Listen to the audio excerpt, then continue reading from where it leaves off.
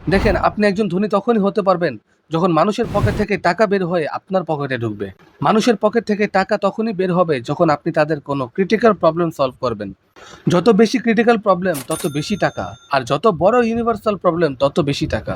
সে টাকা তখনই শুধু আপনার পকেটে ঢুকবে যখন আপনি তাদের সেই প্রবলেম সলভের জন্য স্পেসিফিক নলেজ রাখেন। And what is a specific knowledge? বলছি। 1959-এ ইন্ডিয়ার তামিলনাড়ুতে এক কৃষকের ঘরে একটা ছেলের জন্ম হয়। তার নাম রাখা হয় ভেলুমানি। সে যেমন তেমন করে অনেক কষ্ট করে তার বিএসসি এর ডিগ্রি কমপ্লিট করে। তারপর ভাবা অটোমিক রিসার্চ সেন্টারে ল্যাব অ্যাসিস্ট্যান্ট নামে ছোট একটা পোস্টে চাকরিতে লেগে যায়। সেদিন ভোর ল্যাবে কাজ করে আর সন্ধ্যার পর লেখাপড়া করে।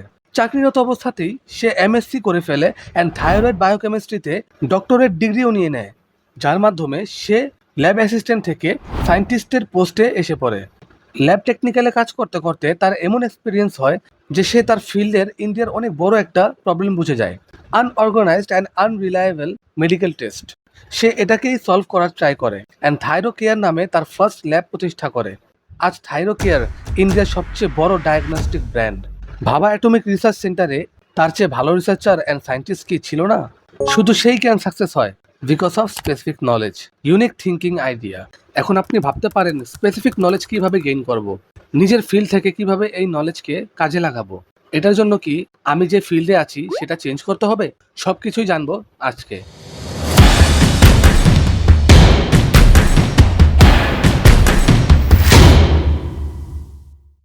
আসাম, যেখানে দিব্রুগড় অগ্রাসন একাডেমি ক্লাস 10-এর একটি মিডল ক্লাস ছেলে লেখাপড়া করছিল।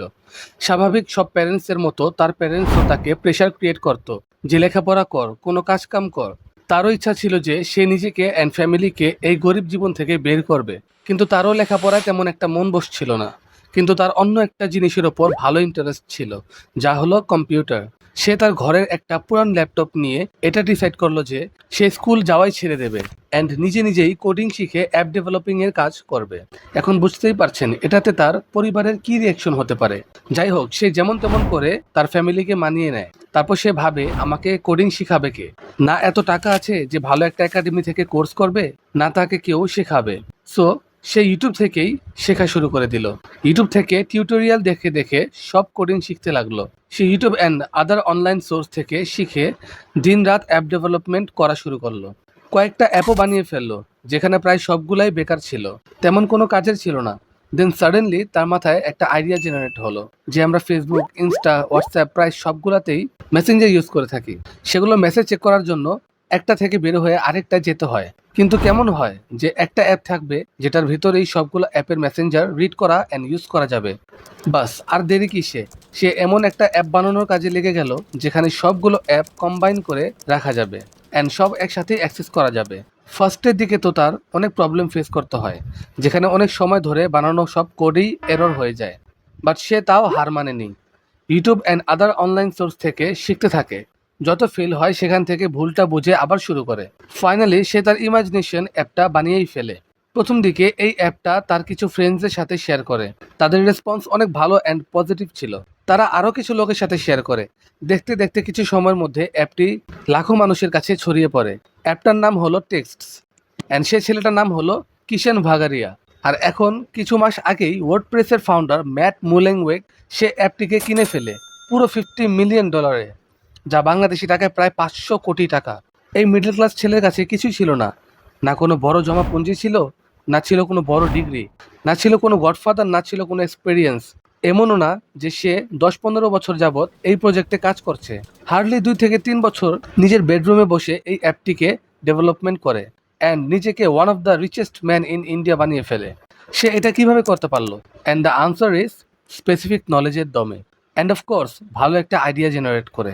সে এমন একটা প্রবলেম ধরে তার সমাধান নিয়ে আসে যে প্রবলেমের ব্যাপারে পাবলিক কখনো ভাবেই নাই, উল্টো তার সমাধান পেয়ে গেছে। ম্যাট যে এই অ্যাপটা $50 মিলিয়ন দিয়ে কিনে, সে নিজেই এমন একটা অ্যাপ রান করে যেটিতে দুনিয়ার কোটি কোটি ওয়েবসাইট বানানো হয় অ্যান্ড রান করা হয়। সে এত টাকা দিয়ে এই অ্যাপটা কেন কিনলো? তার কাছে কি এমন এক্সপার্টাইজ ছিল না যাদের দিয়ে সে এই অ্যাপটা বানাবে? বাট সে দুনিয়ার সব থেকে দামি দামি অ্যাপ ডেভেলপারকে 4-5 কোটি টাকা দিয়ে এই অ্যাপটা বানাতে পারতো না? And the answer is no. দুনিয়া চলেই আইডিয়ার ওপর। যে সব থেকে ভালো আর ডিফারেন্ট আইডিয়া নিয়ে আসবে সেই তত সাকসেস হবে। ফেসবুক অ্যান্ড ইউটিউবারের ক্রিয়েটাররাও কিন্তু একটা সময় সাধারণ স্টুডেন্ট ছিলেন। তারা কোনো রিচ ফ্যামিলি থেকে বিলংস করতো না যে কোটি টাকা দিয়ে অ্যাপ বানাবে। তারা জাস্ট একটা মেথড ইউজ করলো, আর তা হলো আইডিয়া। এই একটা ফেসবুক দুনিয়াকে রাতারাতি কিভাবে পাল্টে দিল। হোয়াটসঅ্যাপ, ইমো, ইউটিউব এগুলো সারা দুনিয়াকে একটা গ্রামে রূপান্তরিত করলো, which is global village.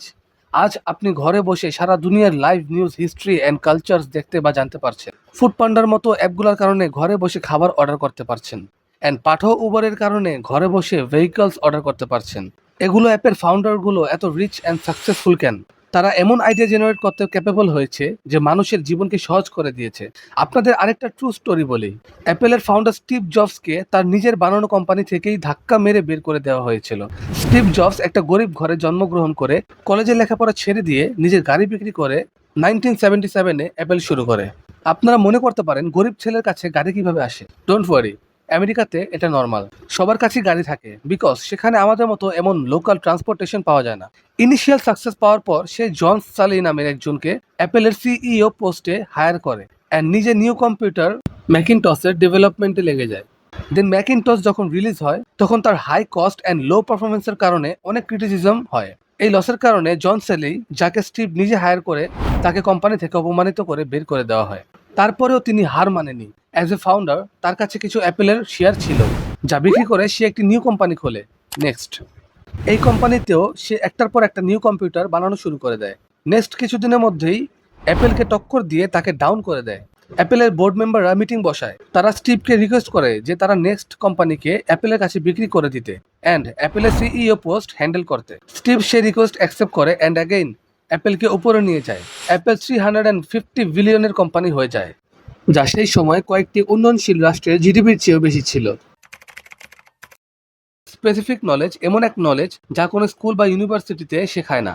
Specific knowledge হচ্ছে নিজেকে আরও নলেজেবল বানানো। আপনি যে ফিল্ডেই থাকেন না কেন তার সম্পর্কে ভালো মতো জানা, তার ক্রিটিক্যাল প্রবলেম সম্পর্কে জানা, ফাইন্যান্সিয়াল অবস্থা সম্পর্কে জানা। ধরেন আপনি একটি দোকানে জব করেন, সে দোকানে আপনি যে স্যালারিটা পান তার থেকে 2-1 হাজার টাকা কম যদি নেক্সট মান্থ থেকে আপনাকে দেওয়া শুরু করে, তাহলে আপনি জব ছেড়ে দেবেন। এই জন্য আপনার বস কখনো স্যালারি কমায় না, উল্টো বাড়ায়। তাও যদি দোকানের সেল বাড়ে অ্যান্ড সেই সেলের ওপর যদি আপনার কোনো কন্ট্রিবিউশন থাকে তাহলে। সো আপনার স্পেসিফিক নলেজকে এমনভাবে কাজে লাগাতে হবে, দোকানের ম্যানেজারকে বিট করতে হবে। সেল এমন বাড়াতে হবে বা এমন আইডিয়া জেনারেট করতে হবে বা এমন কথা শিখতে হবে যাতে করে আপনার কথার উপরেই কোনো কাস্টমার ফিরে যেতে না পারে। বা আপনি সেল সেকশনে নাই, তাও আপনি এমন আইডিয়া বসের সাথে শেয়ার করতে পারেন যা স্ট্র্যাটেজি দোকানের সেল বাড়াবে। এভাবে শুধু আপনার দোকানেই না, আশেপাশের দোকানেও আপনার ভ্যালু বাড়বে। আপনার বস আপনার স্যালারি এগ্রিমেন্ট তো করবে, আশেপাশের দোকান থেকেও আপনার কাছে বেটার অফার্স আসবে। এভাবে আপনি স্যালারি বাড়াবেন, ভালো ইনকাম করবেন। যদি অ্যাম্বিশনস এর থেকেও বেশি বড় হয় তাহলে টাকা সেভ করে নিজের দোকান দিবেন, একটা থেকে আরেকটা দোকান দিবেন, তারপর নিজের স্পেসিফিক নলেজ আরও খাটাবেন আপনার দোকানে। এভাবেই তো মানুষ বড়লোক হয়, তাই না? আমি তো জাস্ট একটা দোকানের এক্সাম্পল দিলাম। এই টেকনিকটা সব জায়গায়, সব ফিল্ডেই অ্যাপ্লিকেবল। এখন আপনি স্পেসিফিক নলেজ কিভাবে বানাবেন? Gathering knowledge.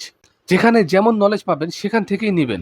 পাশের দোকান বা অন্য কোম্পানি কি স্ট্র্যাটেজি অ্যাপ্লাই করছে তার বিজনেসকে আগে বাড়ানোর জন্য, তার থেকে ভালো কি স্ট্র্যাটেজি আপনি অ্যাপ্লাই করতে পারেন তা নিয়ে স্টাডি করবেন, ভাববেন। আপনার বিজনেস সম্পর্কে বই পড়বেন, ইউটিউবে ভিডিও দেখবেন। সিমিলার টপিকে ছোট থেকে বড়, জ্ঞানী থেকে মূর্খ সবাইকে কোশ্চেন করবেন। যে যা বলবে সব শুনবেন, যেগুলো রাখার সেগুলো রাখবেন, আর যেগুলো ওয়েস্ট মনে হবে তা ফেলে দিবেন।